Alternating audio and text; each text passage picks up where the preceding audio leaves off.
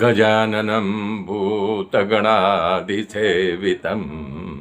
कपित्थजम्बूफलचारभक्षणम् उमासुतं शोकविनाशकारकं नमामि विघ्नेश्वरपादपङ्कजं। गुरुर्ब्रह्मा गुरुर्विष्णु गुरुदेव महेश्वर गुरु साक्षात् परब्रह्म तस्मै श्री गुरुवे नमः। तस्मै श्री गुरुवे नमः।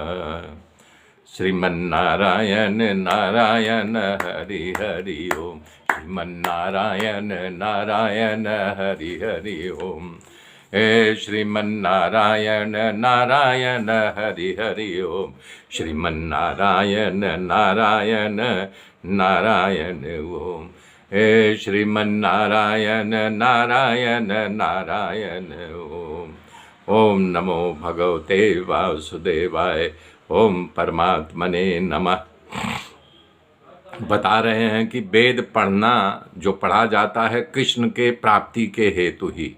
यदि कोई वेद पढ़ रहा है तो समझो भगवान की प्राप्ति के लिए। यज्ञ भी कृष्ण की प्राप्ति के लिए किया जाता है, योग भी कृष्ण के प्राप्ति के लिए भी किया जाता है। सारे सत्कर्मों का फल जो है भगवान कृष्ण की प्राप्ति कराता है।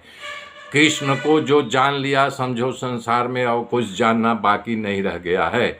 वही भगवान श्री कृष्ण पृथ्वी पर अलग अलग रूप लेकर के अवतार लेकर विचरण करते रहते हैं।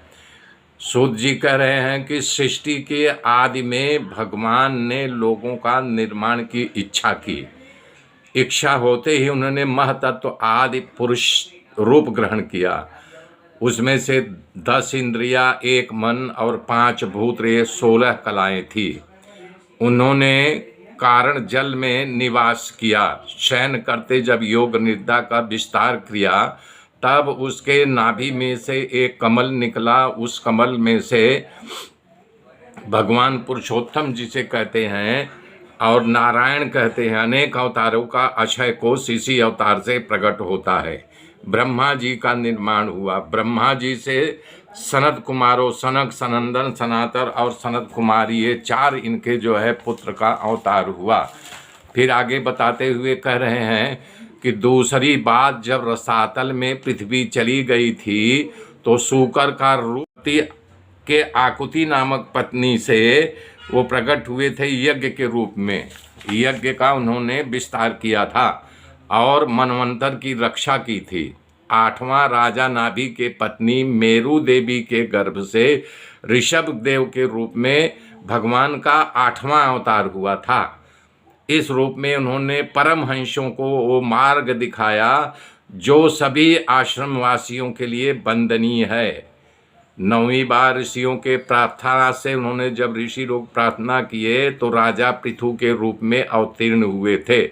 इस अवतार में उन्होंने पृथ्वी जब समस्त औषधियों का दोहन किया था पृथ्वी का, जिससे अवतार सबके लिए कल्याणकारी हुआ था। पृथ्वी जो है अन्न आदि पैदा करना बंद कर दिया था तो उन्होंने पृथ्वी का दोहन किया था। 10वां अवतार बता रहे हैं चासुस मनवंतर के अंत में सारी पृथ्वी त्रिलोकी समुद्र में डूब रही थी। तब उन्होंने मत्स्य का अवतार लेकर के वैवस्त्र मनु को नौका पर बैठाकर सारे वीरों की रक्षा की थी। 11वां बार जिस समय देवता और दैत्य आपस में मरने के लिए तैयार थे तब समुद्र मंथन करके उस समय कच्छप रूप अवतार लिया था। भगवान मंदराचल पर्वत को अपनी पीठ पर धारण किया था। 12वीं बार धन्वंतरी के रूप में अमृत का कलश लेकर के प्रागट्य हुआ था। 13वीं बार मोहिनी का रूप धारण किया था और उन्होंने दैत्यों को मोहित करके देवताओं को अमृत पिलाया था। 14वें अवतार में नरसिंह का रूप धारण किया था और हिरण्यकश्यप की छाती को अपने नखों से ऐसे चीर डाला था जैसे चटाई बीनने वाला सींग को चीर डालता है। उसी प्रकार से 12वीं बार वामन के रूप में उनका प्रागट्य हुआ था। दैत्यराज बलि के यज्ञ में गए, 3 डग में आकाश पाताल पृथ्वी सबको नाप लिया था। 16वां अवतार परशुराम के रूप में उनका प्रागट्य हुआ था।